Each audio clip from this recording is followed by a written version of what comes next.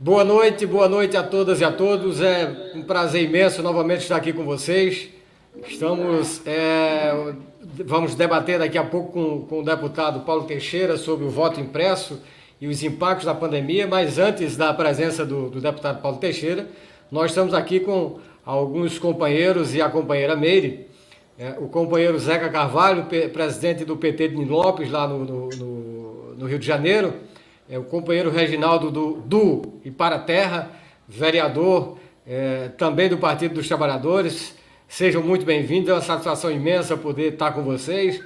O companheiro Zeca tive a satisfação de estarmos juntos na transmissão do 24J a semana passada. E estamos aqui com o companheiro Leonardo Bastos, da Rádio e TV Lula na Veia, e a companheira Meire Vieira, uma guerreira, uma lutadora das causas populares, está conosco desde Sergipe, lá na divisa com a Bahia. É uma satisfação imensa tê-la aqui, Meire. E Léo, é esse aqui, essa primeira apresentação, e vamos tocando. Leonardo Bastos, o nosso grande guia nessa jornada de hoje. Ok, ok. Eu estou vendo que eu estou compartilhando lá no YouTube. Tá bom. Eu pensei que era no Facebook, mas tudo bem. Boa noite, companheiros internautas do Facebook, do YouTube. Hoje, excepcionalmente, não transmitiremos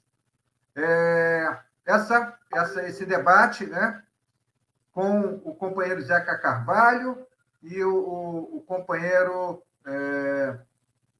o Reginaldo, né, lá de Minas Gerais, vereador de Minas, e o deputado federal Paulo Teixeira, que ainda não entrou, ele estava ocupado em outro evento, mas daqui a pouco já estará junto conosco.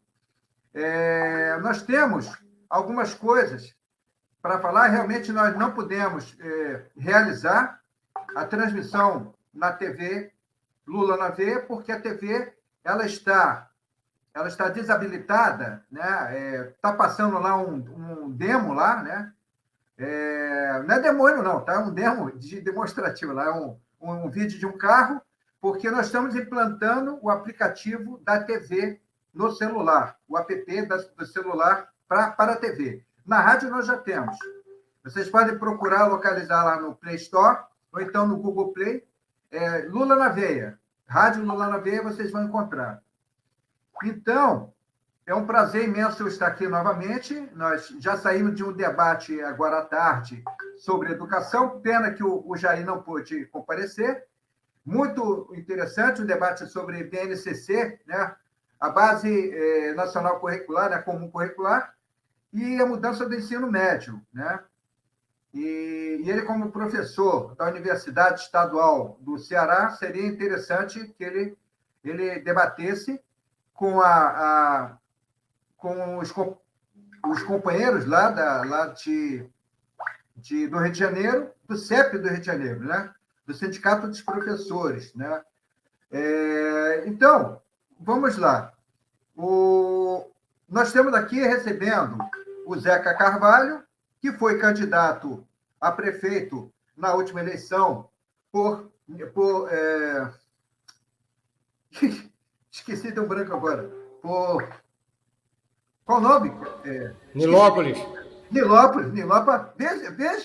Vê se pode, né? Eu morei 25 anos vizinha a Nilópolis, né? Não esqueça a cidade da Beija-Flor de Nilópolis, né? Então, o Zeca foi candidato lá, né, pelo PT. Nós temos aqui o Reginaldo, que é lá do norte de Minas, lá, vereador, né?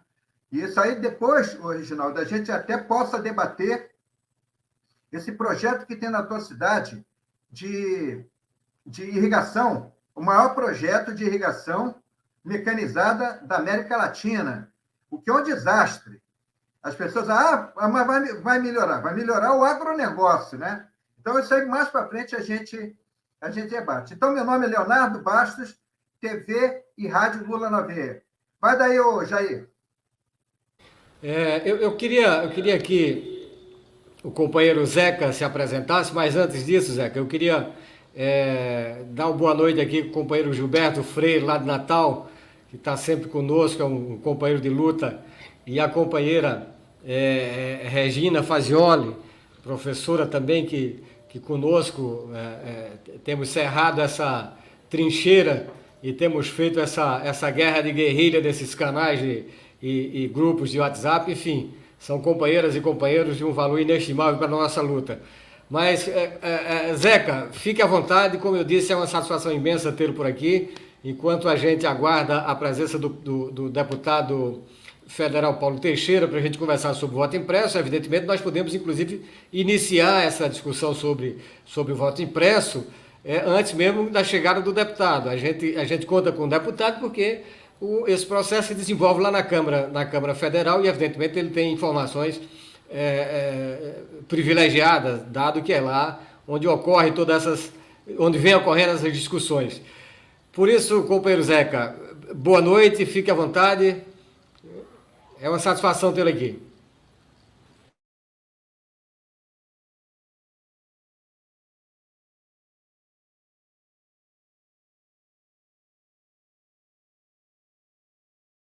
Contribuição extraordinária à democracia e também para os meios de comunicações. Hoje ganha notoriedade nas redes sociais. Quero aqui parabenizar a todos desde já e dar boa noite aí ao nosso amigo Reginaldo Ferreira, nosso vereador de Minas. Espero que continue fazendo seu grande trabalho aí e, quem sabe, vá à frente aí.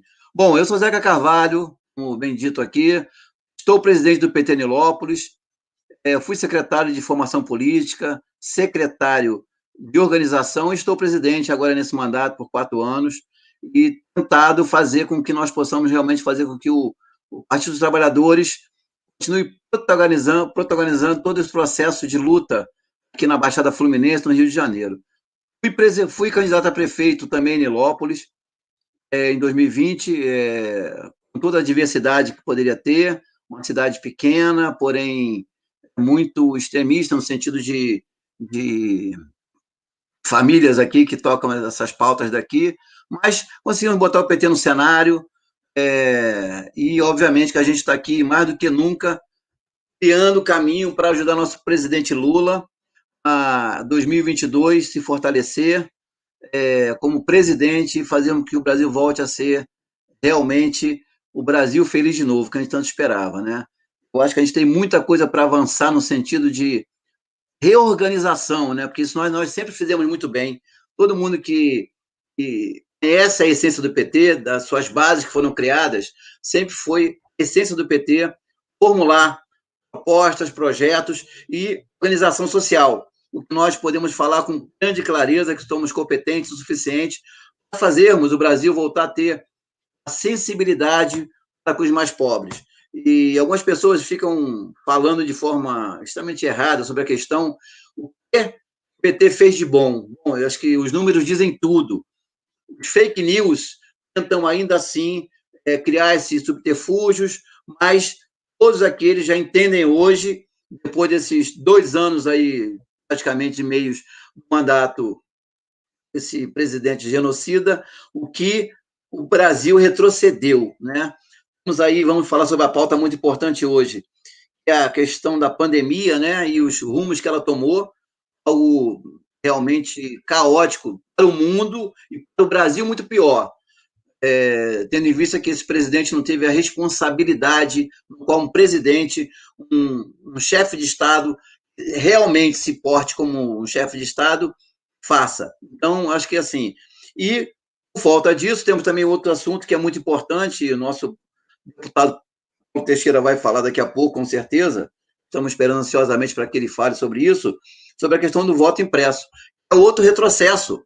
Todos nós sabemos o quanto isso foi ruim anos atrás. Por isso, a evolução e a revolução das urnas eletrônicas, que tem provado há mais de 25 anos o quanto ela é eficiente.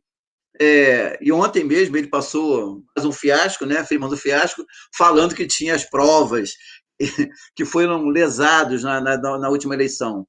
Provou, mais uma vez, que ele não tem nada, que ele é um mentiroso, um falaciano, e nós temos que cada vez mais combater isso, e por isso que a gente vai apoiar cada vez mais a iniciativa como a de vocês, da Rádio TV Lula na Veia. Tá? Muito obrigado aí pela apresentação. Estou aqui no aguardo.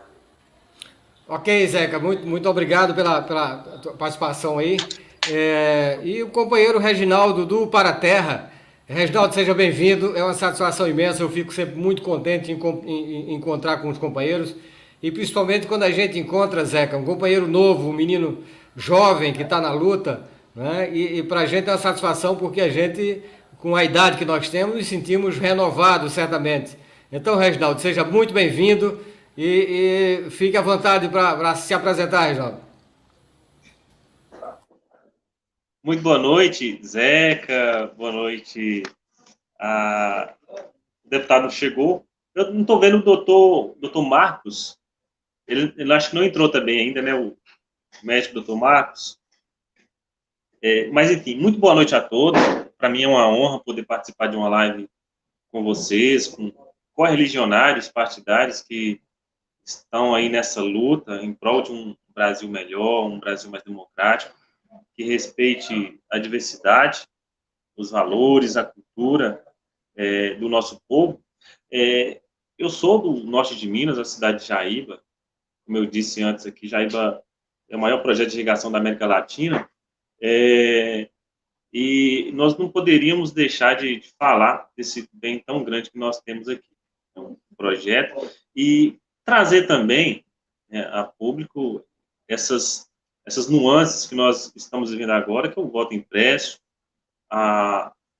essa pandemia que assola a nossa vida, assola a vida do nosso povo. Nós temos que tratar isso com muito carinho, com muita responsabilidade. Não dá para a gente deixar de falar delas. Como eu dizia, eu estou há 7 meses de mandato, meu primeiro mandato. Segundo pleito, eu pleitei em 2016 a minha primeira candidatura. Na época eu não cheguei a ser eleito, me tornei primeiro suplente, ainda jovem, dentro de uma sala de aula, concluindo o meu ensino médio.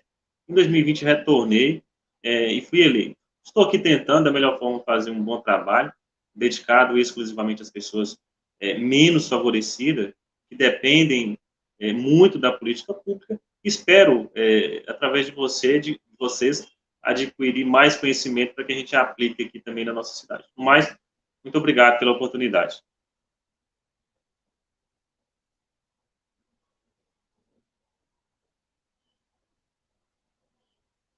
Reginaldo, quem agradece a presença sua aqui somos nós, assim como a do companheiro Zeca, e agradecemos a participação das companheiras e dos companheiros que estão conosco aqui diretamente no canal meu, do canal do Jair Galvão, no canal do Leonardo Bastos, e os companheiros que estão no YouTube também, ou melhor, no Facebook.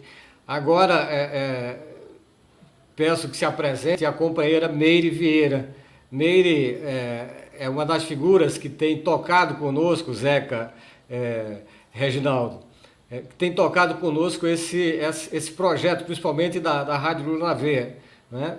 A Meire, o Charles, a companheira Cleide, uma equipe, e a gente sempre cobra a presença das mulheres aqui, porque elas estão fazem todos os contatos. Eu estou aqui ao meu lado com a minha companheira Silvana, que não aparece, e quando ela não aparece, é ela que nos coloca no ar. Pelo menos eu não sei mexer nessas coisas, a Leonardo conhece muito bem, mas também não aparece. Essa reunião, por exemplo, de hoje, essa conversa nossa hoje, está acontecendo justamente pela intervenção direta da companheira Meire, da companheira Cleide, né, dos contatos que fizeram, e aqui do meu lado da companheira Silvana, que é quem tem nos colocado no ar com todas enfim, então Meire, nesse momento aqui, representa com muita grandeza as outras duas companheiras que não podem, que não estão conosco aqui. A Cleide teve problemas para entrar, a companheira Silvana está ali coordenando, enfim. Mas, Meire, é um prazer imenso tê-la aqui. Como disse, você representa a você e as mulheres dessa equipe. E fique à vontade. Nosso boa noite, fique muito à vontade. Lhe agradeço pela presença também aqui conosco nessa noite. Gente, meu nome é Meire Vieira, sou de Sergipe, e faço esse trabalho na Rádio Lula e na TV Lula. Então, é um prazer tê-los aqui, né, nesse momento aí, para falar, para debater.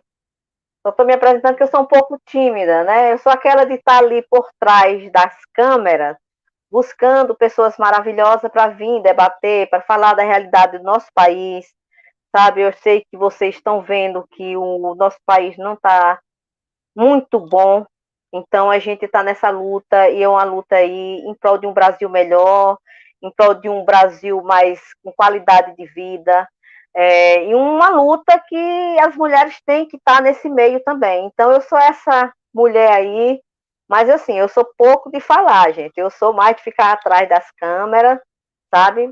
E agradecer a presença de cada um de vocês aí, e que esse debate seja maravilhoso e que o deputado entre rápido, né? Porque eu estou cobrando já dele. É uma pessoa maravilhosa. O Paulo Teixeira é um deputado que ele tem um carisma muito grande. Eu acho que o Paulo Teixeira é uma pessoa muito humana, sabe? Eu conheço o Paulo Teixeira há muito tempo. A história com o Paulo Teixeira é uma história interessante. Foi na época da prisão do ex-presidente Luiz Inácio, quando ele foi preso, e aí a militância mesmo, que gosta, que é lulista mesmo, que tem aquele amor pelo Lula, se desesperou naquela época. E eu, entrando no Instagram, consegui falar com o Paulo, e o Paulo era aquela pessoa que sempre me dava notícia como é que estava o presidente. Então, a gente veio tendo um contato, é uma pessoa, um deputado, assim, que tem uma índole muito boa, uma pessoa maravilhosa, e eu fiz a questão de esse debate ser com o Paulo Teixeira.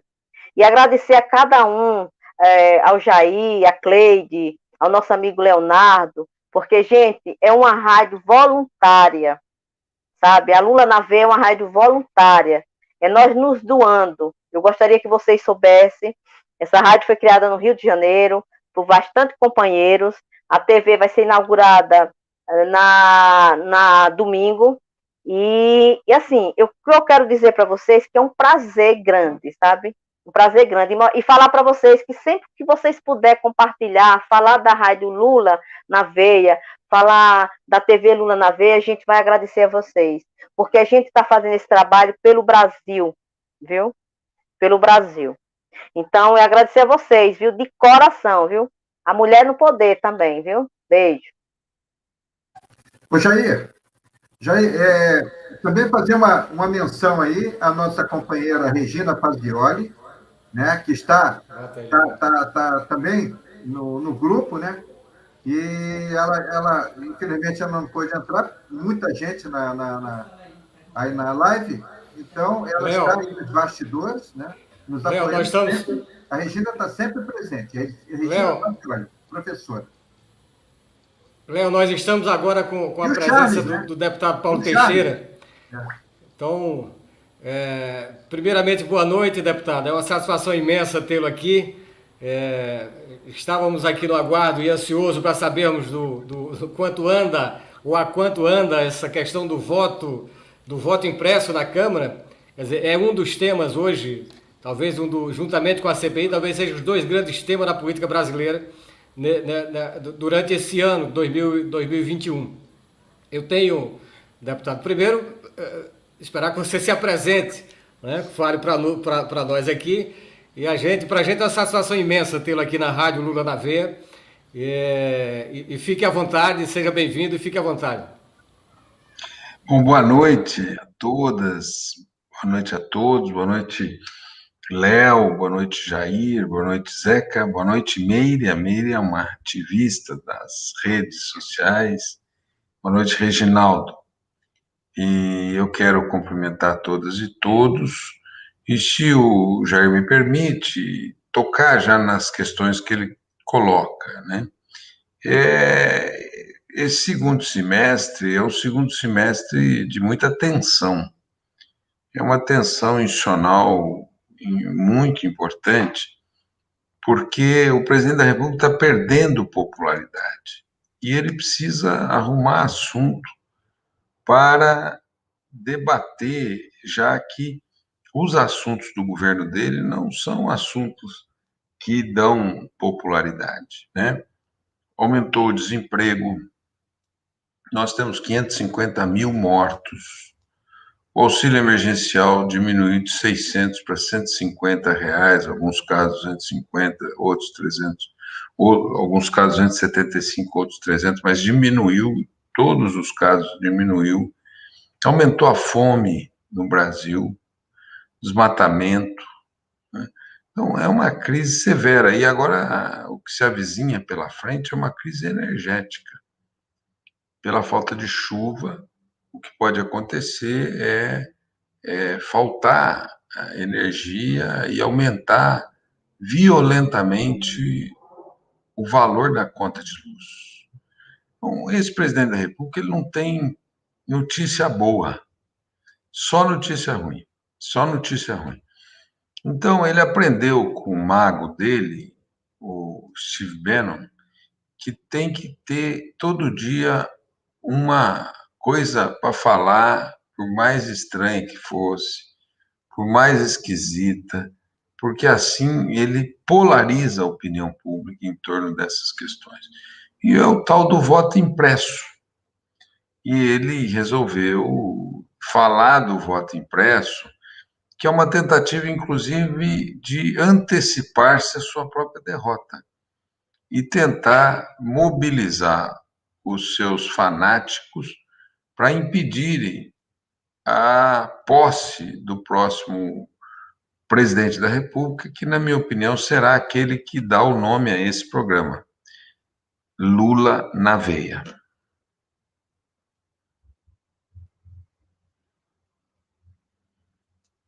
De fato, deputado, eu acho que é isso.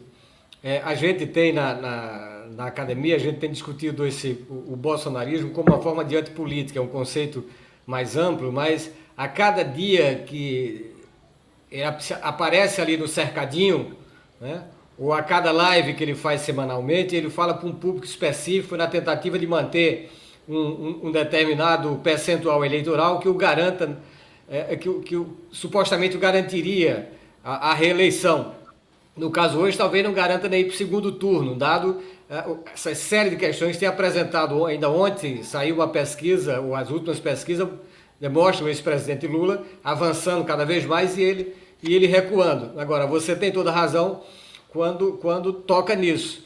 A grande questão hoje é o que o programa aqui dá o nome, né? Na verdade, foi isso desde do momento em que o STF reconheceu a parcialidade do ex-juiz Moro e restituiu com justiça os direitos políticos do ex-presidente Lula, a gente começou a ver um outro aspecto. Agora, o que caracteriza, a meu ver, esse governo, além desses dados que você apresenta aí, da fome, da miséria e da morte, é também a corrupção. A CPI chega a dados importantíssimos da corrupção dentro do Ministério da Saúde, sobretudo com a compra de vacinas, com a compra de imunizantes, numa situação como essa, onde, segundo dados do pesquisador Pedro Halal, da Universidade Federal de Pelotas, quando se tinha 500 mil mortes, 400 mil mortes poderia ser responsabilidade direta do governo de Bolsonaro e dos seus. Então a gente tem, de fato, um governo da fome, um governo da morte e um governo da mentira. Mas a gente retoma já nesse aspecto. Eu quero aqui passar para o companheiro Leonardo e, evidentemente, para os outros companheiros, para o Zeca, que certamente talvez você não conheça, mas o Zeca é presidente do PT lá em Nilópolis, o companheiro Reginaldo é vereador, enfim, são companheiros e companheiras que estamos aqui nessa noite de hoje para podermos conversar um pouco sobre essa conjuntura, sobretudo, essa conjuntura com relação ao voto. Eu vou só adiantar aqui, depois eu não quero, certamente os companheiros vão falar, mas eu queria que você, na sua fala, retomasse também aquilo que foi ontem, a live que o presidente fez ontem por mais de 2 horas, e o que ele vem pregando desde há muito tempo, de que as urnas eletrônicas têm fraude, e insistiu, inclusive, com a eleição de 2014, o ex-candidato naquela época do PSDB negou que houvesse fraude. Enfim, o STF tem todas as garantias, e ontem ele fez uma live para aumentar as mentiras que vem fazendo em torno disso. Mas essa fake news, você lembrava do Steve Bannon e de toda a estrutura da extrema-direita no mundo, faz parte desse jogo deles, desse jogo de uma das características dessa nova extrema-direita ou do que a extrema-direita se comporta como hoje. A gente tem outros elementos da extrema-direita, mas essa é, de fato, uma das características novas da extrema-direita, do ponto de vista do ponto de vista do estudo desse fenômeno da extrema-direita, são as fake news, inclusive por essa facilidade que se tem com as telecomunicações, com esses novos veículos de comunicações. Leonardo Bastos, companheiro, passo para você e conduza o restante, por favor. Deputado, é um prazer tê-lo aqui na transmissão do Lula na Veia, TV Lula na Veia e Rádio Lula na Veia. Nós estamos com problema na transmissão na TV, por conta, ela está liberada apenas para fazer, preparando o aplicativo no celular. Nós já temos o aplicativo da Rádio Lula na Veia e agora a TV Lula na Veia. Então, é um prazer imenso tê-lo aqui, entre a gente, entre petistas, né, aguerridos, e estamos na luta. Mas, endossando a palavra, a frase aí do Jair, com aquela palhaçada de ontem, né, que colocou, até mostrou um vídeo para apresentar fraude, mostrou um vídeo de um tarólogo, né, tarólogo, eu acho que é um tarólogo que faz acupuntura em árvore, né, cara? Então é um negócio tão patético. E aí, com aquela palhaçada de ontem, os 3 ministros do STF, que são do TSE, inclusive o Barroso, eles já disseram o seguinte, ó, não vai ter mais conversa, e agora em agosto já está pautado a avaliação sobre as fake news, né, da chapa Bolsonaro-Mourão. Qual a expectativa? O senhor tem alguma expectativa, endossando aí as palavras do Jair, tem alguma expectativa para a cassação de chapa? Porque eles falaram que não tem mais conversa, eles não vão mais conversar. Tem alguma expectativa sobre isso? As lives desse presidente da República, elas se assemelham aos piores programas de mídia brasileira. Assim, se a gente tivesse que dar uma nota para essas lives dele, daria uma nota 0, né? É triste que um presidente da República se comunique dessa maneira, desoriente o seu povo, né? Evidentemente, se ele não fosse o presidente da República, nós certamente teríamos muitas pessoas vivas que morreram, exatamente porque ele comunicou, colocando dúvida na vacina, ele comunicou incentivando a aglomeração, ele não usava máscara, ele dava a mão para as pessoas, e, evidentemente, muitos dos seus eleitores passaram a fazer a mesma coisa, né? E não só arriscaram a sua saúde, mas arriscaram a saúde de quem não votava no Bolsonaro. E nós perdemos já 530 mil pessoas, e como o Pedro Alau disse, de cada 5 pessoas que morreram, 4 poderiam estar vivas hoje. Então, esse presidente é um delinquente, é um assassino, é um genocida. E por essa razão nós não podemos dar importância a ele, né? O seu governo, como foi dito aqui, é um governo que tem entre os seus problemas a corrupção. Ele colocou dúvida na vacina, mas quando estavam comprando vacina, eles pediram uma caixinha para vender, para comprar a vacina. Então, a denúncia que foi feita, ele não negou. Ele não negou que tivesse recebido a denúncia e tivesse falado do seu líder de governo. Que há corrupção no Ministério da Saúde, há. E que há um esquema de compras lá superfaturadas, há. E que envolve segmentos representados no Congresso Nacional, há.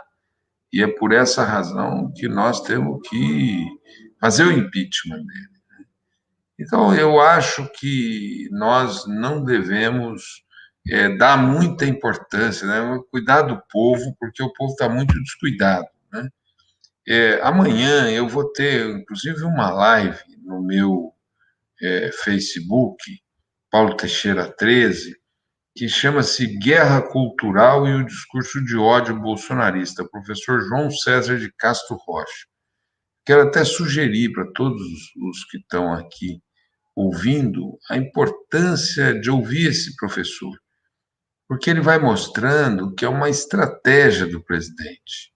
Ele trabalha a partir do sentimento das pessoas de medo, de ressentimento e de ódio, ele vai manipulando esse sentimento e, ao manipular, ele tranca as pessoas numa bola e numa bolha de fanáticos que o seguem, né? Esse confronto com o Supremo é coisa de moleque, né? Evidentemente que nós tínhamos que cobrar do Supremo Tribunal Federal que ele pudesse, na verdade, caberia ao TSE anular a chapa Bolsonaro-Mourão, porque se houve fraude em 18, foi praticada pelo juiz Sérgio Moro e pela chapa Bolsonaro e Mourão pelas fake news. Eu acho que o TSE devia anular a chapa Bolsonaro-Mourão. Sim, pois bem, deputado. Companheiro Zeca, fique à vontade para intervir, comentar interagir com o deputado.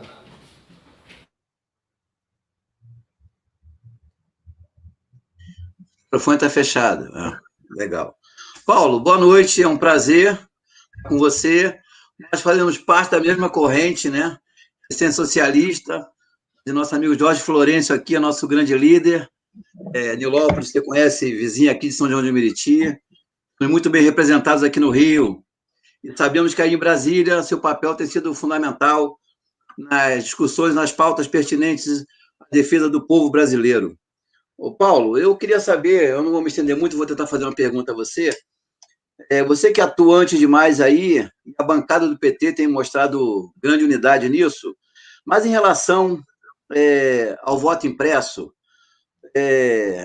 os parlamentares da esquerda, em particular, estão se organizando e como estão se organizando para isso, diante desse presidente da Câmara hoje, que é o Arthur Lira, que tem uma grande relação com o Bolsonaro, né? E diante do que nós vimos na semana, o novo presidente da Casa Civil, do Centrão, e parece que vai dar a estabilidade que ele precisa, manutenção até que chegue às próximas eleições. Queríamos manjar, mas sabemos que isso depende de muitas questões.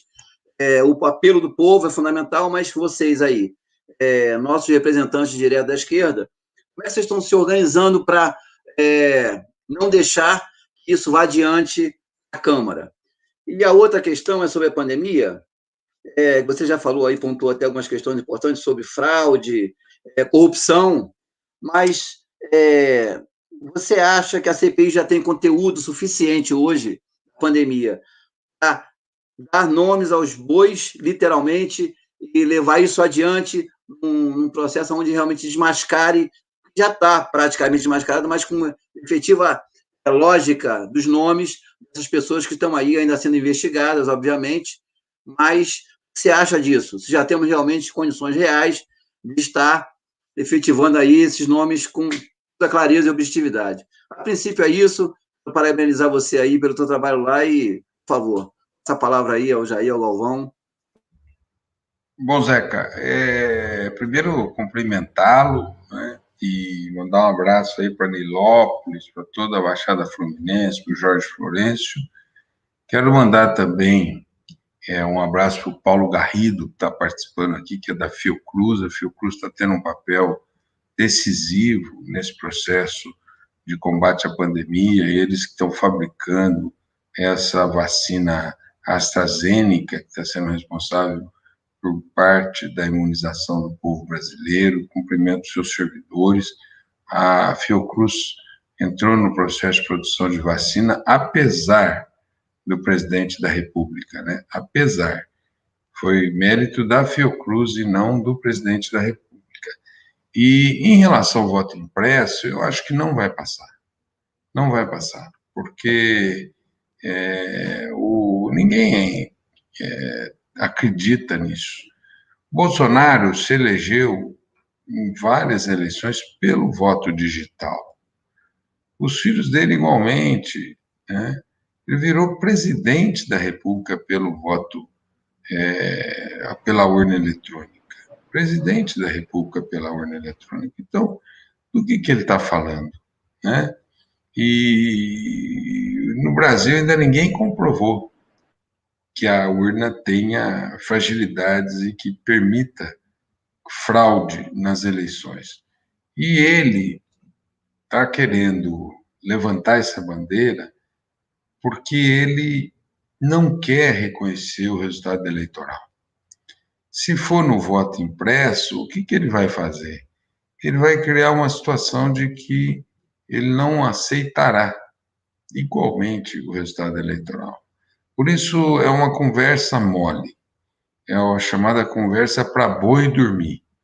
Então, nós que não temos essa tradição bovina, não iremos cair nessa dele, e acho que não será aprovado o voto impresso. Sobre a questão da CPI, eu acho que a CPI já tem pistas, mas precisa avançar mais. Precisa quebrar o sigilo bancário e fazer o que sempre é recomendado. Siga o dinheiro, para onde o dinheiro foi, e ver quem se beneficiou desse processo de corrupção no Ministério da Saúde e também responsabilizar o presidente da República pelas mortes que ele praticou. Então, tem aí mais um tempo de funcionamento para a CPI dar os seus resultados. Eu espero que ela vá bem no segundo semestre. Vocês vejam, quem que estava negociando vacina, né? Não era gente do ramo, não era gente do ramo. Eram líderes religiosos, policiais, enfim, um monte de gente que não tinha qualificação para negociar a vacina. Se me perguntasse, Paulo, você negociaria a vacina? Eu não negociaria, porque eu não tenho qualificação. Quem teria que negociar a vacina seriam os corpos técnicos do Ministério da Saúde. E eles foram substituídos exatamente para se fazer um esquema de corrupção. O Ministério da Saúde tinha ali corpos técnicos que foram todos substituídos. A gente trabalhava há 20, 30 anos e que foram demitidos por esse governo genocida, porque esse governo queria colocar os seus para fazer esse tipo de esquema econômico.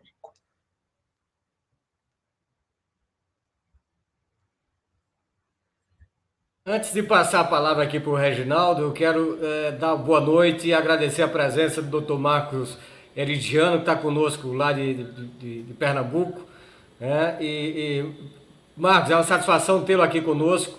O Marcos também é um companheiro que tem circulado muito nas redes sociais e com a postura bastante firme. Também está aí na luta com o Partido dos Trabalhadores.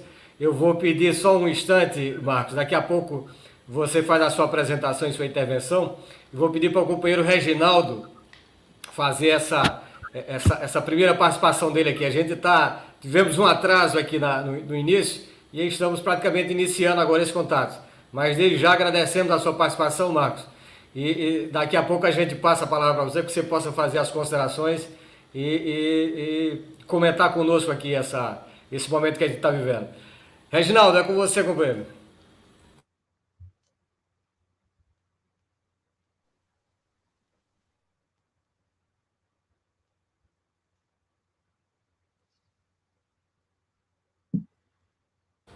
Acho que está fechado aí, vamos ver se abre aqui, Marcos. Pronto, abriu aí. Fechou novamente. Agora? Abre aí, Marcos. Tu tá com o telefone, com o microfone fechado, Reginaldo. Isso. Jair, deputado federal Paulo Teixeira, doutor Marcos, Para mim é uma honra poder participar de um live com vocês e debater temas tão relevantes para nós, no momento de país que a gente vive, de democracia, de ataques. A gente traz, deputado, a gente vê, né, muito recorrente no momento, né, esses temas, esses debates aparecerem, os ataques, né, às urnas eletrônicas, né, de uma ala bolsonarista que, na verdade, como foi bem dito pelo senhor, foram eleitos várias eleições usando a urna eletrônica, né, do voto digital. Sabemos muito bem que a urna ela foi adotada em 96, em 13 eleições, comprovadamente, depois veio ali na década de 2000, né, atingindo todos os municípios, estados, e em nenhum momento houve comprovação de fraude através dessas urnas eletrônicas. Na verdade, houve, né, muito avanço em apuração. A live da tarde deu 23 pessoas, você está com 35. Desses votos, né, que nós sabíamos o quanto era angustiante ter que esperar a contagem de cédulas, e a gente viu um avanço, né, tecnológico para o país aderir a uma tecnologia que, na verdade, trouxe segurança. Eu digo aqui que atesto uma segurança para as nossas eleições, modernizou, trouxe rapidez nessas apurações. Sabemos muito bem, atestado já pelo TSE, da segurança dessas urnas, né, os votos que são computados, que são colocados ali dentro. Como dito aqui anteriormente, o TSE atesta que nunca houve comprovadamente nenhuma fraude no uso dessas urnas eletrônicas. Mas, enfim, devido ao bolsonarismo, né, o Bolsonaro está caindo em pesquisas, já não é mais aquela utopia que surgiu aí em 2018, como se fosse o salvador da pátria, que iria solucionar todos os problemas. Hoje ele vê as pessoas, né, os cidadãos de bem, porque tem aqueles que ainda acreditam, que ainda estão com as suas mentes fechadas, mas aqueles cidadãos de bem que fazem uma reflexão, começaram a enxergar que essa utopia, na verdade, não existia, né, um sonho que não se concretizou. O bolsonarismo é um cara, né, o Bolsonaro é um cara malandro, que esteve na política há quase 30 anos, que não tem um legado positivo algum para a sociedade, mas que dissemina, né, ódio, né, o genocismo, como a gente vê, pessoas morrendo devido ao mau gerenciamento da pandemia, a demora na compra de vacinas, de aderir à vacina, né, da eficácia. O doutor Marcos depois vai poder falar disso aí, o quanto as vacinas estão sendo importantes para nós. Mas eu queria, deputado, que o senhor pudesse um pouco mais falar do voto impresso, da segurança da urna eletrônica, como eu disse aqui, já comprovada, o que isso significa para a nossa democracia. Eu acho que ir para o voto impresso é retroagir, voltar ao passado. E se nós formos fazer um paralelo, uma linha do tempo nossa de país, desde as lutas da redemocratização, das diretas, nós vamos ver que nós conseguimos avançar em pautas muito importantes. Como eu disse aqui, nós conseguimos inserir tecnologia, né, que nos ajudasse a democratizar, a popularizar, de fato, né, as eleições, e que isso garantisse a lisura, que nós sabemos bem que existe, que pessoas que tentam, né, de maneira muito infame, denigrir essa segurança. Mas eu queria que o senhor pudesse, deputado, através do seu conhecimento, né, há 4 mandatos aí na Câmara Federal, colocasse para a gente a lisura, a eficácia dessa urna eletrônica e do voto digital, a qual nós, né, fomos eleitos, eu como vereador que fui eleito usando essa urna eletrônica e confio totalmente nela. Então, Reginaldo, como você historiou bem, as urnas eletrônicas vêm lá da década de 90. E de lá para cá, ninguém conseguiu comprovar nenhuma fraude. Bolsonaro, que faz toda uma guerra contra as urnas eletrônicas, também não conseguiu comprovar fraudes. Se alguém conseguir apontar alguma vulnerabilidade, nós todos temos que ir atrás dela para ver como fortalecer esse sistema. Mas eu não creio que seja essa a questão. Ele não apontou a fraude.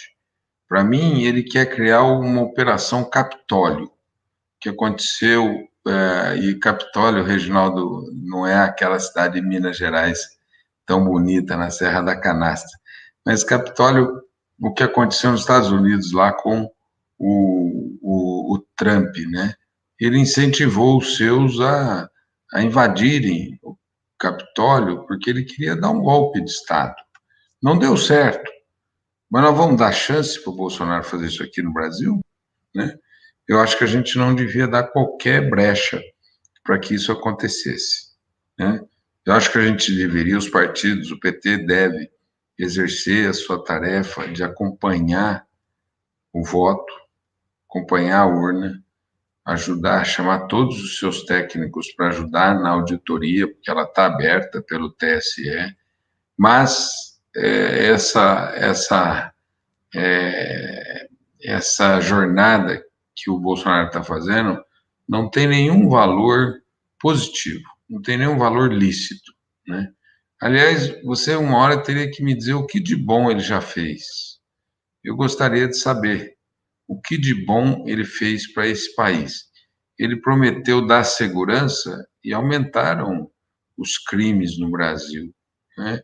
Aumentou a violência contra a mulher, aumentou a letalidade policial, né? Eles demoraram 15 dias para achar um bandido em Goiás. Se tem 400 mil bandidos no Brasil que estão soltos, você imagina quanto tempo eles vão demorar para prender todo esse pessoal, né? E eles deram armas e munições para todo o pessoal desses clubes de tiro. E não ganhamos uma medalha de tiro nas Olimpíadas. Uma sequer medalha de tiro nas Olimpíadas. O que mostra que o objetivo dele é dar um golpe. É usar parcela desse pessoal para dar um golpe. E nós não podemos dar corda. Nós não podemos bater palma para doido dançar. Qualquer animação que a gente fizer de um sujeito como ele vai ser contra nós mesmos, contra o Brasil. Jair, me permite, Jair? O deputado, e lembrando aquela foto do Dia do Agricultor, ele mostrou um cara com uma espingarda no ombro, né? Quer dizer, é para aquilo ali que serve o aumento de armas, né? É para matar o quê? Para matar trabalhador rural, para matar, para ameaçar o presidente Lula, para objetivos escusos. Nós não podemos dar nenhum tipo de aso a essas intenções dele. Ele é um homem mal intencionado. Eu me lembro quando eu era menino, minha mãe dizia: você não pode andar com tal sujeito que ele não presta. É o tipo. Ninguém pode andar que esse sujeito não presta. Deputado, tem entre nós aqui nesse coletivo uma pessoa que tem uma admiração profunda por você, e não é à toa, dado a sua posição, as suas posições políticas, a sua forma de condução da política, o seu como nos representa na Câmara Federal, que é a Meire Vieira, uma pessoa que tem uma estima muito grande em função da sua história de luta e da forma como você conduz a política e nos representa na Câmara. Meire Vieira.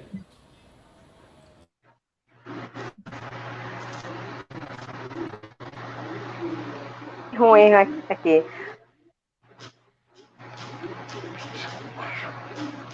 Meire, pode falar, está aberto o som agora. Eu estou aqui só para agradecer, viu, Paulo, a sua presença. Você sabe que eu tenho um carinho especial por você. Você tem um trabalho e eu acompanho você sempre nas redes sociais. Você sabe que é no Facebook, no Instagram, no Twitter ainda. no WhatsApp, tento, assim, mas assim, agradecer e, assim, dizer assim, que o trabalho que você faz como deputada é exemplar em Brasília. E não vou fazer pergunta, só quero agradecer a você, viu, Paulo Teixeira. Obrigado mesmo. Meire, eu quero parabenizar os dois parlamentares do Sergipe que estão bem, estão caminhando, como é o caso do João Daniel, deputado federal, e do senador Rogério Carvalho.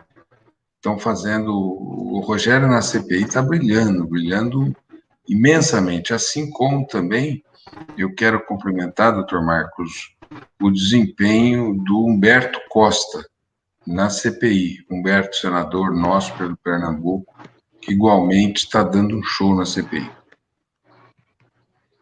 E antes de E passar quero aqui agradecer, Meire.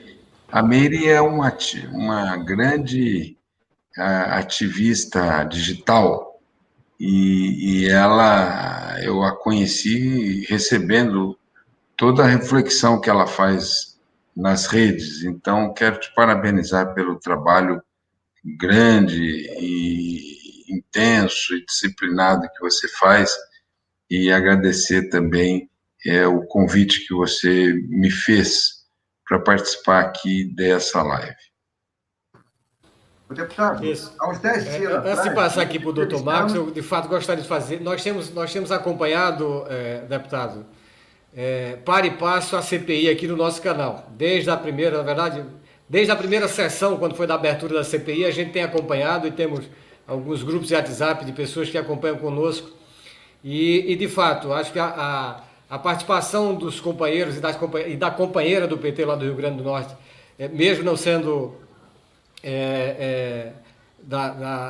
do grupo, agora me esqueci enfim, A Zenaide, senadora Zenaide, ela não é do PT, está sem mas som. ela tem um alinhamento conosco, senadora Zenaide. Sim, Paulo, estávamos sem te ouvir aqui. Eu estou dizendo que a senadora Zenaide, a quem creio que você se refere, não é petista, mas ela tem um alinhamento conosco. Sim, sim. Mas a postura e a firmeza com que Humberto Costa, o senador Humberto Costa e o senador Rogério Carvalho têm feito ali na CPI realmente é algo de muita grandeza e que nos representa não só enquanto cidadão, mas enquanto militante do PT, realmente tem sido para a gente uma grata satisfação e não esperávamos outra coisa que não fosse aquilo dos companheiros que lá estão. Agora, eu gostaria de passar a palavra aqui para o doutor Marcos, lá de Pernambuco, é um outro guerreiro também das mídias sociais e uma pessoa com uma postura política muito incisiva, né? E como ele mesmo diz, recebe críticas em função disso, mas também recebe aplausos. Aqui a gente tem um companheiro lá de Saloá, fica lá no Agreste de Pernambuco, pedindo o número do contato do Dr. Marcos, que a gente disponibilizou aqui. E, Marcos, é um prazer tê-lo aqui conosco e uma satisfação tê-lo nessa luta, que é uma luta de todas e de todos nós, para mudarmos esse país e trazermos de volta dias melhores e uma situação melhor do que essa que a gente tem vivido no país, Marcos. Boa noite. Boa noite, deputado Paulo, do qual tenho muita admiração, porque vejo que ele cumpre muito bem sua função de parlamentar e que é coisa rara no Congresso Nacional. Quero cumprimentar a companheira Meire, que de forma voluntária está aí lutando por esse país, para combater principalmente essa ignorância e até a gente mesmo desconhecia. Sabíamos que não era um país de pessoas progressistas na maioria, mas não sabíamos que tinha pessoas dispostas a defender um absurdo que a gente tem visto nesse país. Como médico, eu sinto muito que o país tem enfrentado a pior pandemia do século, nesse momento que estamos vivendo também a pior administração do país. Foi muita falta de sorte. Foi muita moleza coincidir o governo Bolsonaro com essa terrível doença. Acho que a humanidade inteira falhou. É uma pandemia grave que exigia uma coordenação mundial para o seu combate. Então, houve negligência mundial no combate à pandemia, que poderia ter sido evitada, porque a Covid, apesar de letal, grave, é uma doença evitável. Você não precisa pegar a Covid. Tem maneiras, e a ciência mostrou desde o início as formas de não se contrair a Covid. E a única forma de você ficar bem, porque hoje se discute muito a ampliação de vagas nas unidades intensivas, o que houve, né? E talvez seja um legado que vai ficar para o pós-pandemia, o fortalecimento do sistema de UTIs, né, que foi bastante ampliado. Mas, infelizmente, tivemos o absurdo de ter um mandante, um país comandado por um chefe de Estado, chefe de governo, negacionista. Coisa ímpar no mundo. Tivemos outros também agindo assim, mas com total desprezo pela ciência, como a gente viu esse presidente, a gente não viu em lugar nenhum no mundo. Isso refletiu numa letalidade muito acima da média mundial. Eu costumo dizer que enfrento na rede social um combate rasteiro, mas porque observe que existe uma bolha para chegar ao trabalhador. Não sei como eles são mais eficientes que a gente na questão dos fakes que diariamente são produzidos, muitas vezes dentro de instituições públicas, que chega do smartphone do trabalhador, fazendo a cabeça dele de uma maneira ruim, fazendo acreditar em pessoas que o faz mal. Então, às vezes, eu uso um linguajar rasteiro, coloquial, para tentar chegar no trabalhador. E tenho chegado, deputado Paulo, companheira Meire e demais. A gente tem chegado aqui em Pernambuco e sido assistido por muitos trabalhadores que não costumam prestar atenção em política, que têm aversão à política, pela falta de formação, numa região que até pouco tempo esteve mergulhado em uma situação de penúria, que só aparecia na mídia nacional para mostrar, chegando a centenas de milhares de crianças mortas, caquéticas, invasão de feiras livres para se alimentar. Então, é um pessoal que carece muito de informação, mas que a gente tem virado a mesa aqui no Nordeste. É por isso que aqui é uma região pobre, mas que tem mais progressista do que no Sudeste e mesmo no Sul. Me entristece muito ver o Rio Grande, um estado que sempre esteve na vanguarda do progresso, hoje viver essa vibe de ignorância política, de apoio ao fascismo, na grande maioria. Como médico, o que eu quero dizer é que estou muito feliz com a ciência daqui e mundial, porque o tempo todo eles estavam certos. Infelizmente, é muito difícil enfrentar uma doença que necessita da cooperação de todos, num país onde a maioria acredita em um canalha negacionista. Enquanto uns usavam máscara e mantinham o distanciamento, enfrentava a ironia e a covardia de muitos que negavam a importância do uso da máscara, da higienização das mãos, do distanciamento social, dos lockdown, só salvaram muita gente, mas bem menos do que outros países, que não tinham a quantidade de gente sendo influenciada pelo negacionista. Eu tenho muita mágoa das nossas autoridades, sabe, deputado? Eu acho que o Poder Judiciário, que sempre foi muito covarde, dessa vez se superou. A gente podia ter dado um basta logo no início, de alguma forma, seja através desse Congresso, que não goza da confiança da população brasileira, e com razão, um Congresso que aqui no estado de Pernambuco ganha comprando as pessoas, comprando o voto das pessoas, ferindo a democracia, comprando as pessoas pelo preço de um jegue, como eu costumo dizer, nas redes sociais. Então, seja através desse Congresso, e a gente sabe que é covarde, mas não podia se acovardar, porque eu vejo muitos deputados pilantras que perderam familiares, e hoje parece arrependido, como a gente vê na CPI, a atuação de deputados que eu não dou a menor crença, mas que atuam muito bem, talvez pela dor de ter perdido entes queridos e pela covardia de saber que poderia ter evitado no início da pandemia. A gente era para ter colocado um gestor, seja de qual partido, seja de qual tendência ideológica, porque eram vidas que estavam em jogo, e as vidas foram ceifadas. Não sei se o judiciário poderia também ter feito isso. Sei que ninguém fez. E chegamos a 550 mil pessoas mortas, das quais pelo menos 300 mil poderiam estar viva.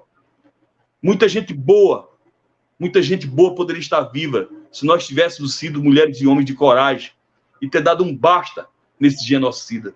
Não demos, não temos mais clima para dar. Me parece que na sucessão natural da democracia, o outro também é negacionista, também é covarde, também é monstro, a ponto de não valorizar nem a vida. Eu acho que a ciência está de parabéns, porque prova que do tempo todo suas informações, suas orientações eram válidas. A gente sabe que é um vírus chamado RNA, um vírus que muta, um vírus difícil de prevenir com vacina, mas que a ciência em tempo recorde, quando ele conseguiu vacinas eficientes, e tem mostrado isso, apesar de não ser um bálsamo para essa doença, porque ela não se trata só com vacina, mas a vacina é fundamental. E talvez nesse país de negacionista, cujo presidente é um canalha, está sendo a única arma eficiente, que diminuiu de 4 mil para 1.000 e pouco a média de mortes nesse país. Então foi graças à vacina, foi graças à ciência, mesmo contra grande parcela da população de pessoas inconsequentes, covardes, que mesmo sendo provado e reprovado que a ciência estava certa, continua negando o óbvio. Então vamos torcer para que sejamos eficientes na nossa missão de educar essa população mal educada. Muito obrigado pelo espaço. Marcos, nós é que agradecemos a sua presença aqui e a sua contribuição. Leonardo Bastos. O doutor Marcos, é impossível a gente ter que ouvir e aguentar. É só manter a imunidade alta. Com 19 milhões de famintos, 25 milhões de desnutridos, manter a imunidade alta. Como manter a imunidade alta sem comida, famintos? É brincadeira, né? É achar que tomar todo mundo como idiota. Companheiro, como eu lhe disse, a gente teve a falta de sorte de ter um irresponsável na presidência, o que levou duas doenças. Uma foi a desigualdade, que aumentou demais, a fome que voltou a esse país, a desnutrição. Eu tenho ouvido diariamente relatos de médicos que trabalham nos postos de saúde, relatando os quadros de desnutrição, inclusive em adultos. Pessoas desnutridas, anêmicas, pessoas sem coragem de trabalhar, e no final das contas o que ele tem nada mais é do que falta de proteína. E a gente sabe que os anticorpos têm como base as proteínas. Então, pessoas com pouca albumina, com pouca proteína, obviamente vai ter uma imunidade baixa. Então, como vão ter uma boa imunidade se não tem uma boa nutrição? E sempre foi presente na nossa população, mas não nessa intensidade. A gente sabe que estamos vivendo um momento de insegurança alimentar muito intenso, muito grave. Então, quando a gente precisava estar com os organismos fortes para enfrentar a doença, a gente está com pessoas desnutridas, depressivas, né? A gente sabe que a quantidade de pessoas depressivas nesse país é enorme, dormindo mal, pessoas que entram no álcool, né? A quantidade de... Não tem estudos, então uma coisa interessante relatar que é muito singular essa doença. Então, falta estudo de tudo, falta estudo, inclusive, se houve aumento na quantidade de pessoas viciadas em álcool. Pelo menos eu observo de forma empírica, mas não existe trabalho científico ainda, porque é uma coisa muito recente. Só sei que, como nós costumamos dizer aqui na roça, tivemos no Brasil, além da queda coice, além da doença, outras patologias paralelas que pioram a doença. Só vai piorar, doutor Marcos. Não tem IBGE esse ano? Como é que a gente tem política pública se não tem IBGE, não tem estatística? Não temos uma base de dados, de nenhuma forma. Não é só em saúde. Também é insegurança. A gente não tem uma base de dados, a gente não sabe quem está passando fome, aonde está passando fome. A gente sabe que está, mas não sabemos onde essas pessoas estão. E quantas são? Está com um delay aqui, Marcos, mas eu queria comentar aqui o seguinte, a última vez que a gente teve no Nordeste saques famélicos foi em 98. O último período de saques famélicos no Nordeste foi em 98 e eu estava aí no interior. Conheci muito de perto essa realidade, tanto quanto você, aí na região de Serra Talhada, enfim, do Alto Sertão, enfim, todos os sertões nossos aí. Veja, e não foi falta de chuva, a questão nunca foi chuva, foi falta de Estado, falta de políticas públicas. O último período de secas que levou a saques famélicos foi aquele período de 97, 95 a 98, e 98 foi o último período em que a gente convivemos aqui no Nordeste com saques às feiras públicas, enfim. 2003, enfim, os anos seguintes tiveram chuvas e nos períodos de estiagem nós já estávamos nos governos petistas de Lula e dos governos de Dilma, e com todos os programas sociais que foram criados, a seca continuou, porque é uma questão da natureza, uma questão climática, mas a fome é uma questão social, é uma questão política. Ou a supressão dessa fome também, da mesma forma, foi o que a gente viu. Hoje, o que a gente vê, principalmente nos centros urbanos, eu estou me referindo a isso porque não tenho contato com o interior, dado a situação ainda que a gente vive da ausência, da falta de imunização, mas não deve ser diferente. O que quero dizer é o seguinte: nós temos as secas, como sempre tivemos, em determinados períodos, geralmente a cada 10 anos, a cada ciclo de 10 anos, mas a fome é uma questão social, é uma questão política. E o que a gente vê hoje, Marcos, nos levará a crer que muito próximo, mas muito proximamente, inclusive talvez no próximo ano, se a gente continuar com um período de estiagem, é que a gente novamente vai voltar a ter saques famélicos no interior, né? Isso é muito claro quando eu estou aqui em Fortaleza e a gente vê a quantidade de pessoas que aumentou expressivamente, a quantidade de pedintes e pessoas que você não via. Eu me refiro a pessoas que você não via na rua, são geralmente aqueles que são chamados de pessoas em situação de rua. Não, são jovens, são mulheres jovens, com crianças, às vezes com o próprio marido também jovem, que estão a mendigar nas ruas ou a recolher com aquelas carroças material reciclável. É uma questão política, de fato, é uma questão social. Eu queria que você comentasse, ao mesmo tempo também voltarmos aqui para o deputado Paulo Teixeira, que você comentasse um pouco mais como é que está essa questão da fome no interior, sobretudo em Pernambuco, onde você tem a sua atuação. Nas cidades do interior, da zona rural, a gente não tem visto a fome com tanta intensidade, até pelo resto de gordura que ficou do governo passado. A pessoa tinha uma motinha para vender, uma vaca, uma cabra, então ainda não vemos. Agora, na periferia, em cidades como Petrolina, como Serra Talhada, como Uricuri, Araripina, a gente começa a observar que mesmo aqueles que estão empregados de forma formal com salário mínimo, já estão se alimentando uma quantidade de calorias abaixo do indicado. A gente tem que convir que um salário mínimo de R$ 1.100, com o preço, principalmente dos alimentos, né, do combustível, do gás, né, principalmente do gás, do aluguel, da energia, da água, mesmo em baixa renda, não está sobrando para fazer uma feira com a quantidade de alimentos suficiente para o mês. Então, a gente tem uma situação muito semelhante a uma escravidão moderna daqueles que conseguem um emprego. E a gente sabe que a quantidade de vaga na senzala está insuficiente. Temos grande quantidade de pessoas sem conseguir uma vaga de escravo, que se encontram numa situação mais vulnerável ainda. Então, as pessoas têm que entender que a inflação é diferente aqui no Nordeste para quem tem uma roça na zona rural, onde produz alguns alimentos, e para aqueles que moram na periferia das cidades, onde não produz alimento. Tudo tem que adquirir através do que ganha, que está muito insuficiente.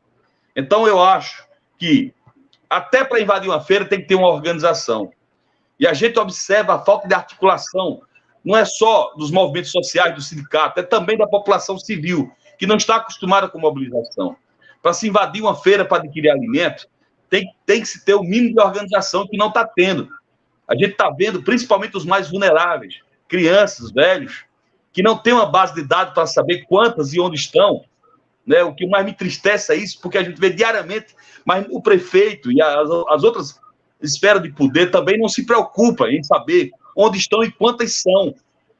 Esses programas, e eles reclamavam que o Bolsa Família dava dinheiro para muita gente que não precisava e deixava de dar para quem precisava.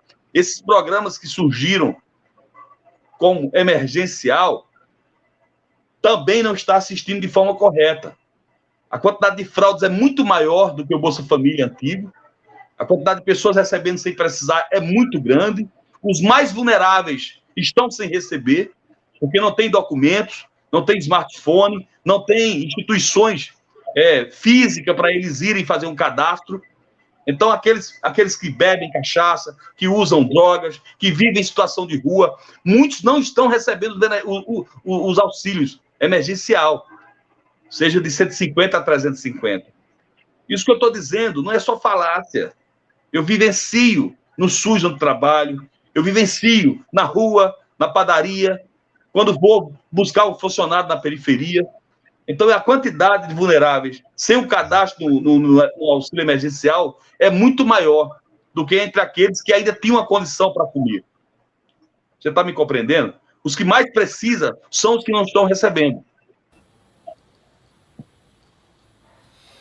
De fato, doutor Paulo, o Zeca me chamava a atenção aqui do tempo nosso e a gente, de fato, já estamos aqui nos aproximando do nosso tempo. Eu queria, a começar, Zeca, por você, para a gente fazer já irmos agora encerrando e agradecendo desde já a tua participação, que seja a primeira nossa aqui de muitas outras, certamente, vamos estar abertos. Da mesma forma com o doutor Marcos, com o deputado Paulo Teixeira, com o nosso vereador Reginaldo, lá do Ijaí, é isso, Reginaldo? Ijaí é a sua cidade?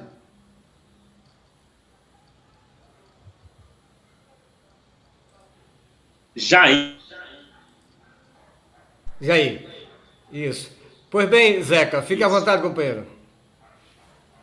Bom, eu quero aqui deixar minhas sinceras e verdadeiras, agradecer a todos vocês o quanto é importante essa contribuição da mídia alternativa, que ganha espaço a cada dia, e vocês agora com o lançamento, acho que domingo, da TV Lula na Veia, vai ser, acho, um bom marco, mais uma boa ideia, vai se juntar a tantas outras aí, a tantas plataformas, 247, tantas outras. Para aqui agradecer e parabenizar o Paulo Teixeira, mais uma vez, meu companheiro aqui de corrente, também do PT, o companheiro vereador, jovem vereador aí, um prazer imenso de Minas Gerais. Vou visitar você em breve aí, Reginaldo, doutor Marcos, que eu sempre acompanho também nas redes sociais, já há um bom tempo, e particularmente admiro muito.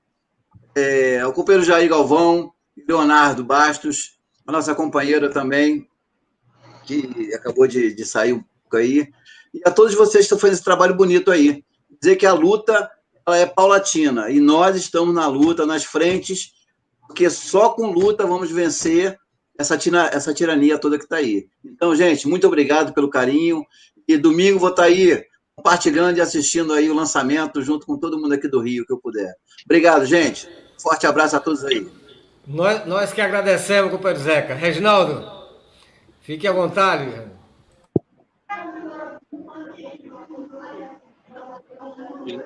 Jair, para mim, eu tô terminando já, viu, dona João? Tá pertinho já. Prazer poder... Tá me ouvindo, Jair? Oi.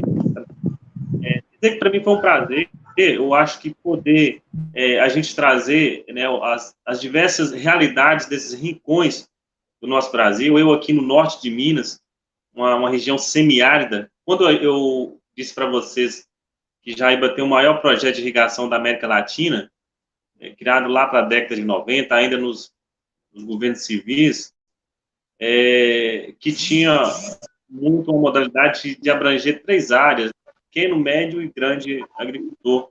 Só que hoje nós sofremos muito por falta de apoio aqui na nossa cidade em relação ao pequeno produtor, para que seja assistido com políticas públicas, políticas onde ele consiga produzir, plantar, colher. infelizmente, nós estamos vendo um regresso. Assim como é nas políticas sociais, nas políticas de acesso à educação, acesso à universidade.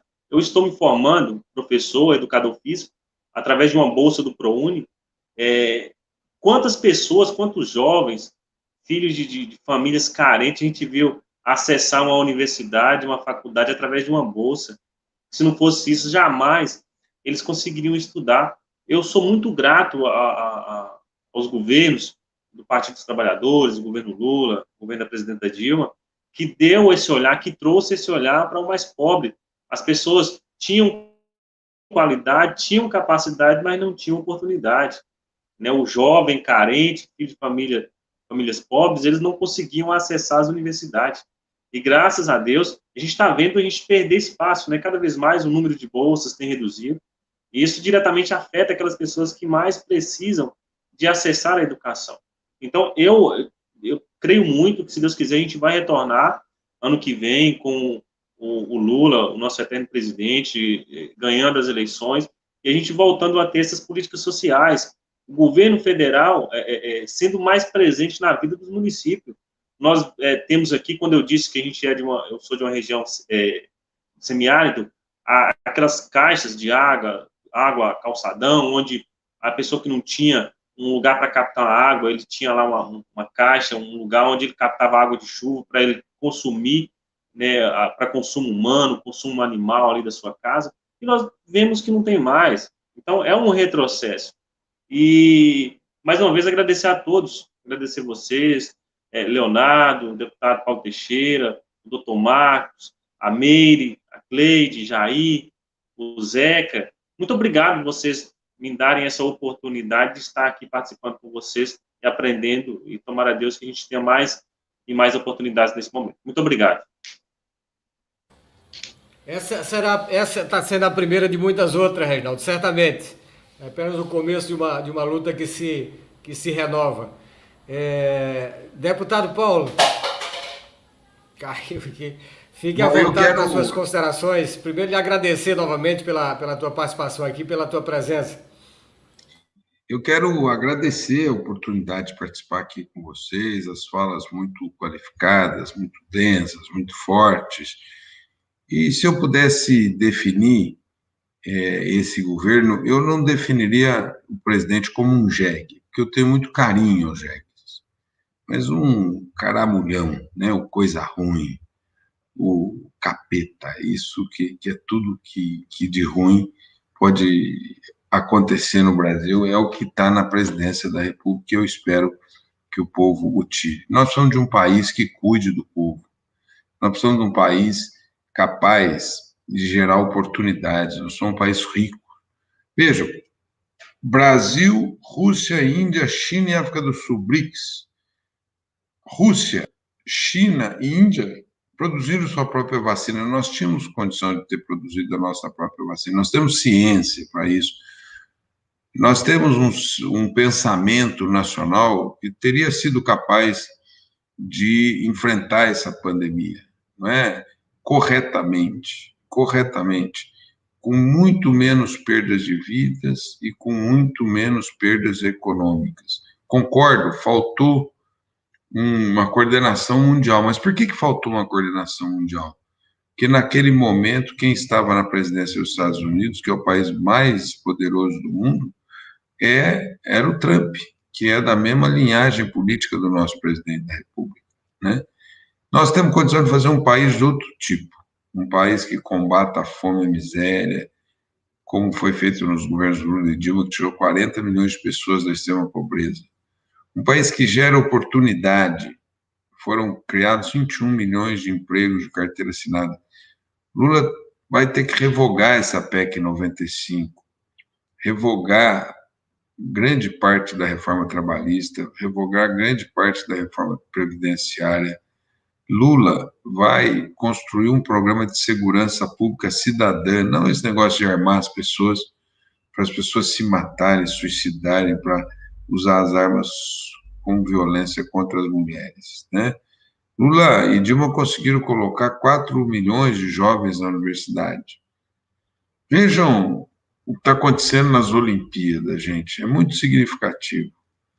Os que estão ganhando medalha nas Olimpíadas são aqueles oriundos das classes populares. Esses que estão ganhando medalha. Dê a oportunidade que eles vão longe e que conseguem atingir os seus objetivos.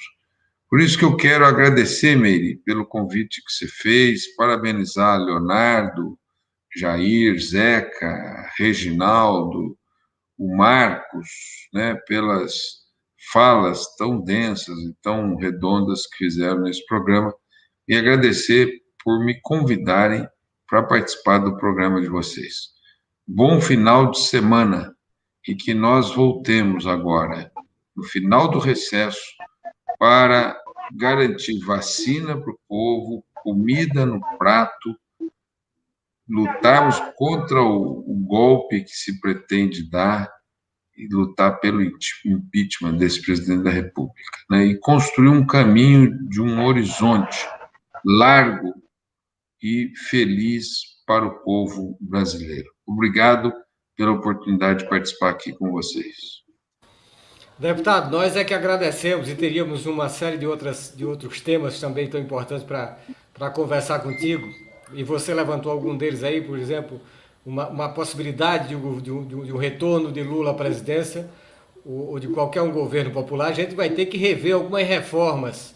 A emenda constitucional 95 é algo que não é possível com um país conviver com uma emenda como aquela e poder pensar em seguridade social, em poder pensar em desenvolvimento das áreas sociais do Estado. É impossível, então é preciso que reveja isso.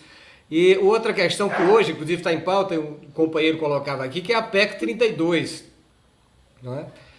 Enfim, são vários outros temas que a gente agradece pela tua participação de hoje e deixamos a critério de Meire, em outros momentos, lhe convidar.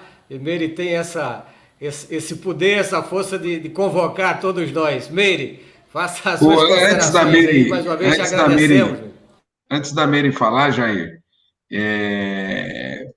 a Meire não convida, ela convoca, né? E dizer que no segundo semestre agora nós temos que derrotar a PEC 32, a privatização dos Correios, o voto impresso, o semipresidencialismo, todas as agendas de retrocesso desse governo. Ô Meire, só um instante. Paulo, eu tenho uma curiosidade, porque com relação a essa questão do semipresencialismo, na verdade o que se trata é do parlamentarismo disfarçado. A gente teve a Constituição de 88, indicava um plebiscito que ocorreu no início dos anos 1990, e foi rechaçado, como foi rechaçado também em 1963 o parlamentarismo do país. Paulo, a minha questão é o seguinte, é possível, de fato, a tentativa agora de um semipresidencialismo, ainda que a Constituição de 88 já tenha passado por aquele processo? Me parece que é um tanto quanto absurdo um negócio desse, porque a Constituição garantiu o plebiscito, foi reprovado e agora se quer novamente, agora por uma emenda constitucional, sem passar pela avaliação do povo, enfim. Do ponto de vista legal, da legalidade, é possível, Paulo? Eu acho inconstitucional, né? E se pensar em mudar o sistema de governo no Brasil, tem que ser por meio de um plebiscito, não pode ser através de uma emenda constitucional do constituinte derivado. Tem que ser o constituinte originário, que é o povo. Justamente. E você bem lembrava, Meire não nos convida, não é só você não, é a todos nós. Ela convoca e acabou, não tem isso.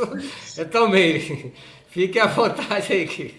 Eu só desobedeço ela em relação aos grupos que ela me põe, mas o resto eu obedeço. Estou ocupada.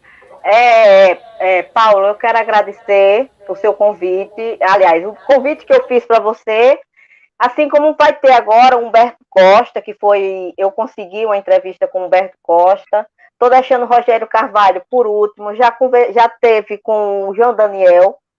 Hoje a gente teve uma reunião com a assessoria de imprensa do Lula, né, que a gente fez uma sala lá, graças à sala do Miguel, que é um assessor do seu irmão, que inclusive já é meu amigo também. Mas, assim, eu só quero dizer assim, que eu agradeço a você. E a Meire não está pelo Paulo, pelo Jair, pelo Léo. A Meire está lutando pelo Brasil. A Meire está lutando pelo Lula. A Meire está lutando pelas pessoas que estão passando fome. E eu gostaria que o povo brasileiro não ficasse tão acomodado dentro de casa, não observando aquelas pessoas que são irmãos da gente, passando fome. Sabe, a cada dia que passa, a cada dia que eu vejo que o governo federal vem cortando um remédio para as pessoas que têm câncer, essas coisas todas, isso aí me dói muito. E eu não me canso e não vou parar, não. Vou estar na luta, sim.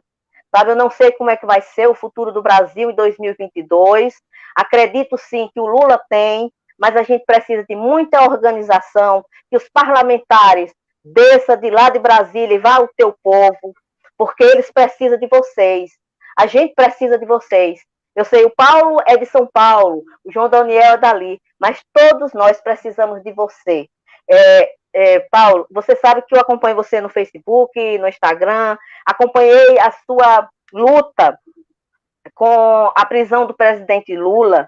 Inclusive, eu estou aqui hoje, eu gosto de falar sempre isso, já agradeci a ele, se eu estou aqui nessa militância hoje, eu agradeço o Paulo Teixeira, porque eu estava para desistir de tudo, eu estava aqui para aquela pessoa que não queria saber mais, e o Paulo chegou assim no Instagram e disse, não, então eu estou aqui hoje, e inclusive vou falar outra coisa, fiz uma promessa, e Paulo Teixeira vai ter que pagar, e para Nossa Senhora Aparecida de Branca assistir uma missa de Nossa Senhora Aparecida. Já estou cobrando a ele aqui, ele sabe que eu vou cobrar sempre. Mas, assim, um abraço para você. Gosto muito de você, admiro você demais. E sei que várias vezes que eu quiser, você vai vir, sim, para Lula na Veia. E eu espero que você fale sempre dessa Lula na Veia, dessa luta da gente, viu? Obrigado mesmo. Paulo Teixeira, eu acho que você de fato tem que pagar essa promessa. Eu nunca vi o cara fazer promessa para os outros pagar.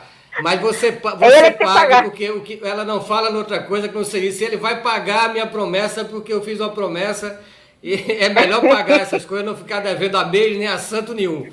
Na verdade, é melhor ficar devendo os santos do que a ela, viu? Mas pague, é melhor você pagar. Leonardo Bastos, companheiro, encerre aí a nossa conversa de hoje. Foi um prazer receber hoje o Zeca Carvalho, o Reginaldo lá de Minas, e o deputado Paulo Teixeira, juntamente com a Meire e o próprio Jair, né? Eles estão sempre juntos aí.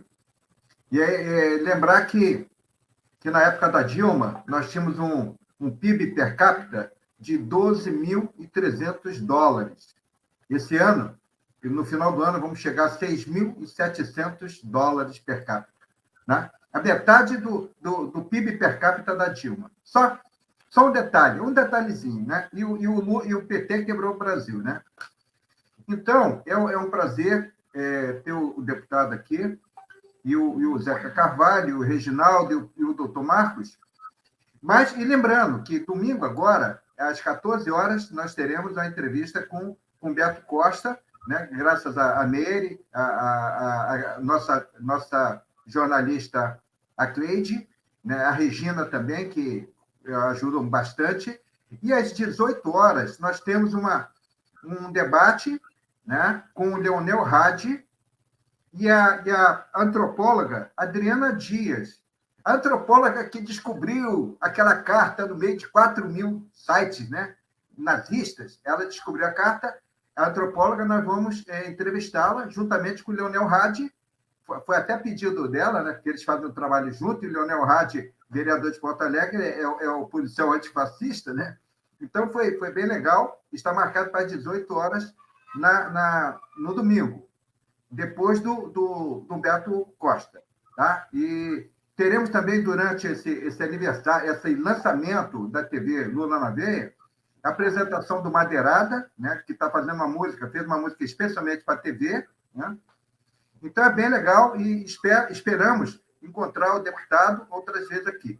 E agradecer, tá, o Miguel, né, o assessor do seu irmão, porque é muito solícito e tem nos emprestado Zoom, inclusive, né? E está sempre presente, está sempre cobrando. Vem cá, e aí, tá? Então, está muito legal. Eu agradeço a todo mundo. Tá? E convocando todo mundo, convidando todo mundo para a rádio e TV Lula na Veia. www.lulanaveia.com. Valeu. Um abraço. Obrigado a todas, obrigados a todas e a todos que estiveram conosco nessa transmissão. Amanhã à tarde nós estaremos novamente de volta. Eu estarei aqui com o Ivan Martins e a gente vai discutir sobre as pesquisas, as últimas pesquisas eleitorais e também a questão do voto impresso, mas segundo a fala do próprio presidente da República ontem, das negacionices dele. Então amanhã a gente está de volta aqui às 15 horas. Esperamos contar com vocês. Obrigado a todas e a todos. Um abraço, boa noite. Forte abraço. Um abraço, obrigado, gente. Fica com Deus aí.